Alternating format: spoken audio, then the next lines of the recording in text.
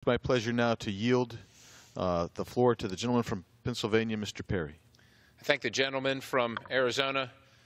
Mr. Speaker, we've been entreated to claims of collusion with our government, people in high in our government with Russia for over a year now, since the last election happening this very day a year ago. We've been entreated to this. And so I thought I would bring some sense to this confusion about what we know is the Uranium One deal. Even I didn't know a whole lot about it, so I did a little research to understand the timeline and what exactly happened here.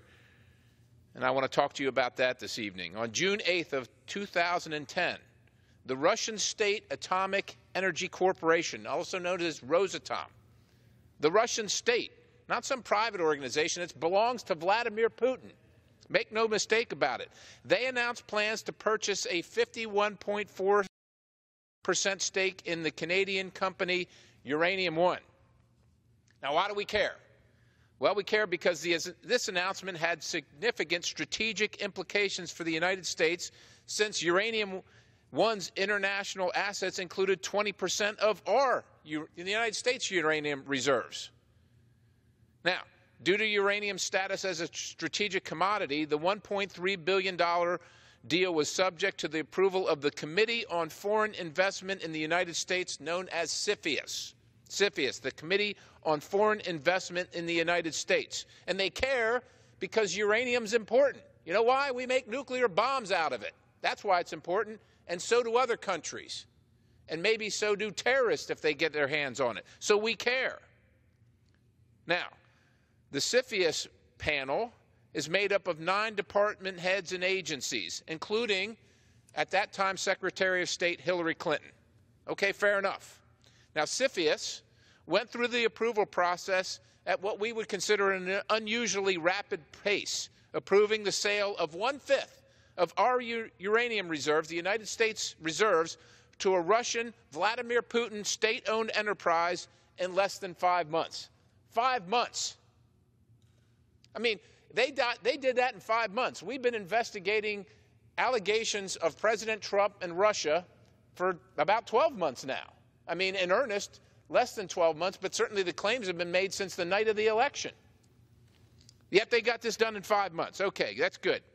Now, CFIUS proceeded at this pace despite national security concerns raised by Congress. People right here said, hey, 20% of our uranium shouldn't go to Vladimir Putin. That doesn't make sense to us. The FBI had extensive concerns, tying Rosenstein executive to a U.S. racketeering scheme, right? My colleagues already talked about bribery, extortion, racketeering, right? Both Secretary of State Clinton and the Attorney General, Eric Holder, whose FBI, by the way, produced the evidence, voted in favor of the deal. Interestingly enough, who was in charge of FBI at the time? Our friend Robert Mueller.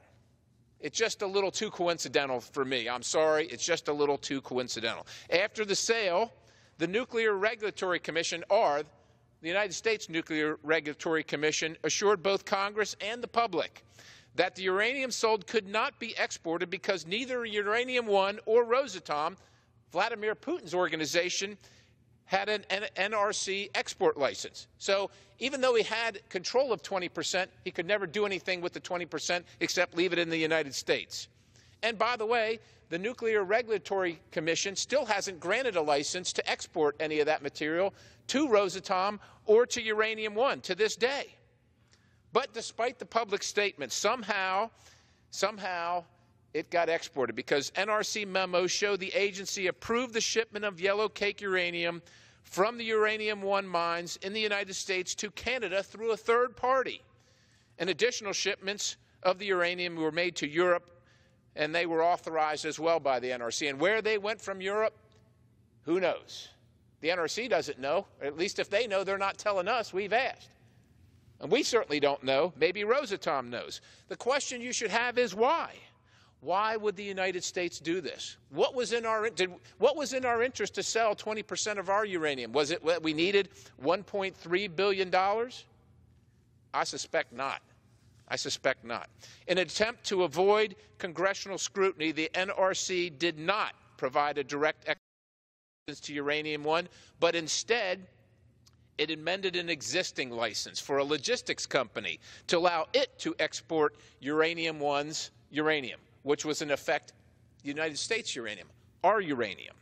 The NRC was able to amend this export license because of two policy changes resulting from the Russian reset orchestrated by Secretary Clinton. Again, look, it might be innocent. It might be completely innocent.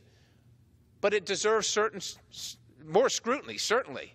The two policy changes were the Obama administration reinstated the U.S.-Russia Civilian Nuclear Energy Cooperation Agreement in May of 2010.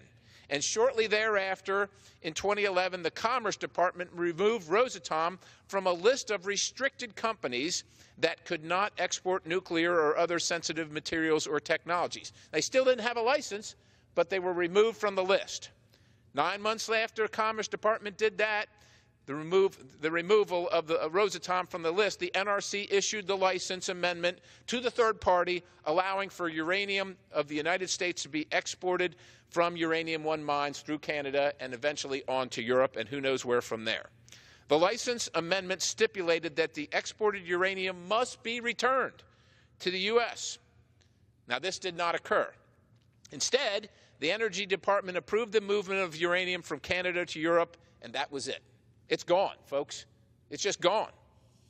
It is now clear that the previous administration took every conceivable action to clear the path for Rosatom to purchase uranium-1 and to enable the export of that uranium. The Russians got it. Vladimir Putin got the uranium. In taking these extraordinary measures in support of Russian state-owned enterprise, the Obama administration, with the aid of former Secretary of State Hillary Clinton and former Attorney General Eric Holder, put our national security at risk. Mr. Speaker, it is far past time to marginally investigate this deal, the Obama administration's actions, and the Clinton family's role and their foundation's role. I mean, you only need to ask one question about all this. Why? Why would we do this? Why would the United States agree to this? Why did this deal happen the way it did happen? No other deals happened that way. Why did this one happen this way? Why is there no independent investigation into these matters at this point? Why? And why is there no special counsel? We are here tonight to call for a special counsel so that we know the truth, so that if there is Russian involvement in the United States national security, whether it's our election or whether it's our uranium, that they could use to make an atomic bomb, the American people need to know. They should know. They should have all the evidence. I thank